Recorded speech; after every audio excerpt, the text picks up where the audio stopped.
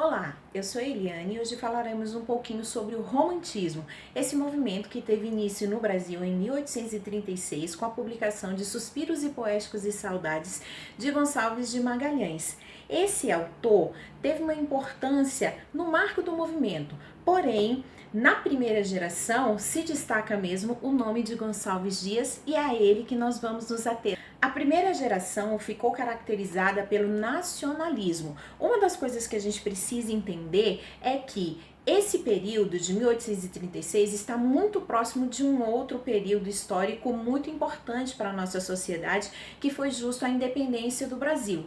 Nesse caso, havia um movimento dos autores, dos intelectuais do período, em construir a identidade nacional. E um dos elementos escolhidos para poder representar essa nacionalidade foi o índio, que infelizmente aparece durante esse período na nossa literatura de uma maneira muito idealizada.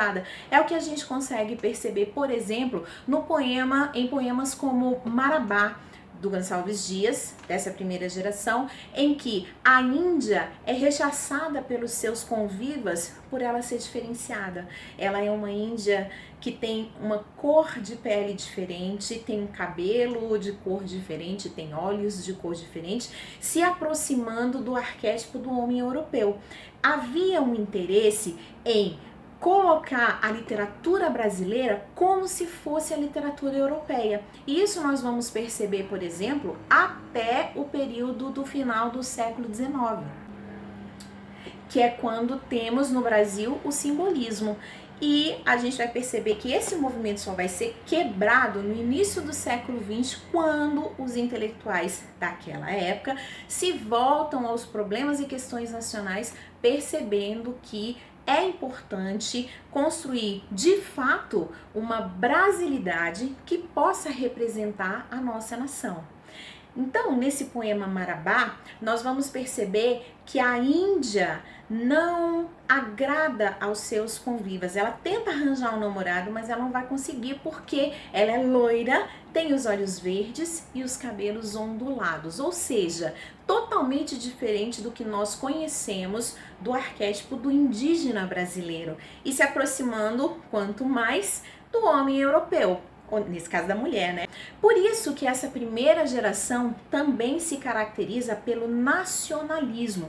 Então havia esse interesse de construir essa ideia de identidade nacional. Inclusive, o Gonçalves Dias escreve um poema chamado Canção do Exílio, quando ele teve em virtude de tratamento de saúde, ir para a Europa. É complicado a gente pensar sobre isso e em como o Brasil se apresentava nesse período que era a primeira metade do século XIX, quando se dá então essa primeira geração.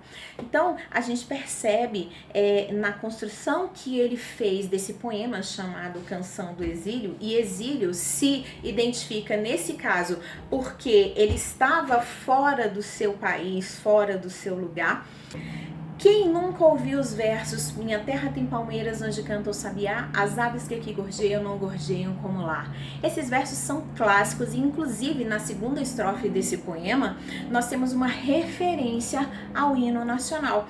Esse poema, chamado Canção do Exílio, foi escrito por Gonçalves Dias quando ele estava na Europa se tratando, porque aqui, infelizmente, não havia um tratamento disponível para ele. Até hoje nós não temos, né, gente, tratamento de saúde aqui no Brasil que atenda toda a nossa população.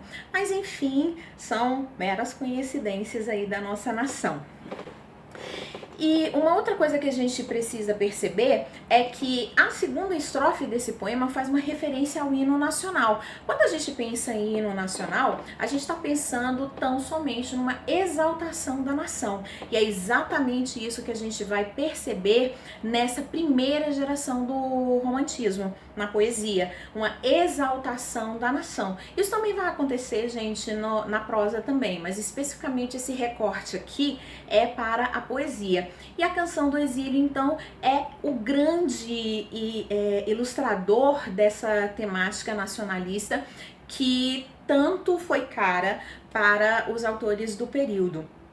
E uma das coisas que a gente precisa perceber é que ele exalta as belezas naturais. Então ele fala das palmeiras, ele fala do sabiá, ele fala do céu e das estrelas. Nosso céu tem mais estrelas, nossas várzeas têm mais flores, nossos bosques têm mais vida, nossa vida mais amores. Então essa parte que inclusive faz uma referência e dialoga com o nosso hino nacional, vai mostrar esses elementos da natureza que valorizam então essa nossa nação. E é exatamente por isso que ele fala que lá onde ele está, nesse exílio, que não é um exílio político, né? Ele estava em tratamento de saúde, ele vai perceber que as aves não têm o mesmo canto que as aves daqui. Então é aquela ideia de nostalgia, de valorização mesmo do nacional, né?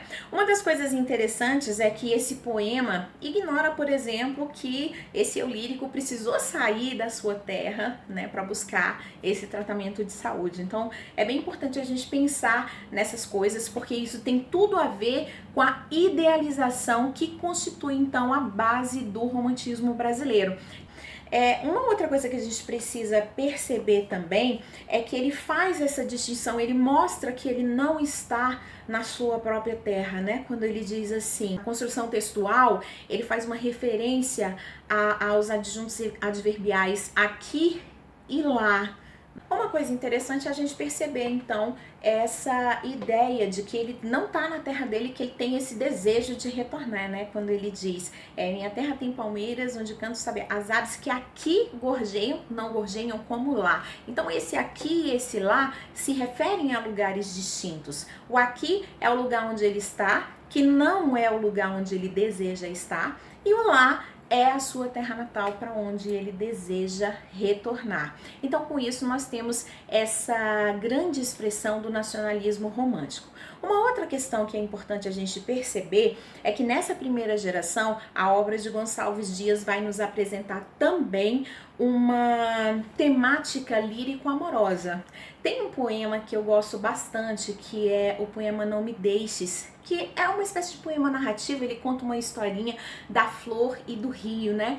E é muito bacana porque eu me lembro bastante daquela canção do Djavan. Meu bem-querer é segredo, é sagrado, está sacramentado em meu coração. E aí em um momento ele fala assim, tô sofrendo tanto, amor, e o que é o sofrer para mim que estou jurado pra morrer de amor. Então quando ele fala isso, gente, essa ideia do morrer de amor é muito romântica. Meu Deus do céu, quando a gente tá muito apaixonado, a gente realmente tem essa noção de que vai morrer.